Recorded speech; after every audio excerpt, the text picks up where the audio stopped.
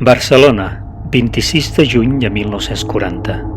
Som al carrer Bailén, número 169, a tocar del carrer Còrsega. L'escultor nascut a Osca, Felipe Coscolla Plana, treballa en el seu taller. Un operari que està al seu càrrec i l'ajuda en la producció, Francesc Amorós Pellicer, se li apropa i li dona 3 cops de massa. En Coscolla queda estès a terra. L'escultor moriria 15 dies més tard. L'assassí seria jutjat i condemnat a 12 anys de presó. Mai es va voler escatir el mòbil del crim. La pertinença de l'artista a la maçoneria potser va fer que el franquisme no volgués aprofundir en el perquè d'aquest estrany assassinat.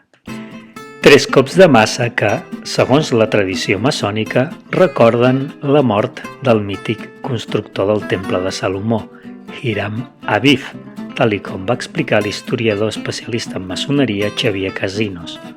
Un Hiram Aviv mort també per 3 treballadors del temple, en no voler-los revelar la paraula sagrada que explicaria el secret de la construcció del temple. 3 cops que simbolitzarien el fanatisme, la ignorància i la tirania. Però qui era en Felip Coscolla Plana? L'artista va néixer a Osca, Aragó, l'any 1880. La seva família s'hi establiria a Barcelona, on destacaria per la seva tasca com a creador d'imatges religioses i passos de Setmana Santa. També escriuria obres de teatre en català. De fet, la seva filla va ser actriu, una passió que li encomanaria el seu pare. De la seva obra escultòrica a Barcelona pràcticament només ens queden les 8 escultures que coronen l'edifici del govern militar, situat al portal de Sant Pau a tocar del monument a Colom.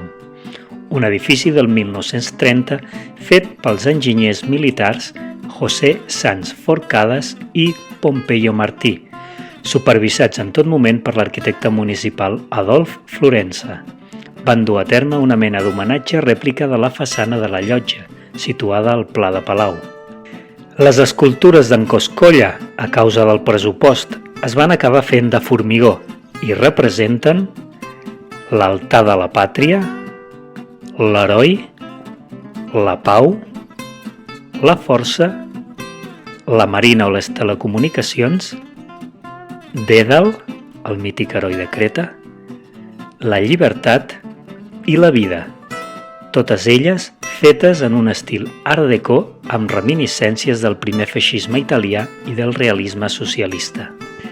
Ja veieu, una excusa per recuperar l'obra d'aquest escultor desconegut que va morir en estranyes circumstàncies l'any 1940, sobretot per la relació que va tenir amb la maçoneria, una societat discreta molt mal vista pel règim franquista.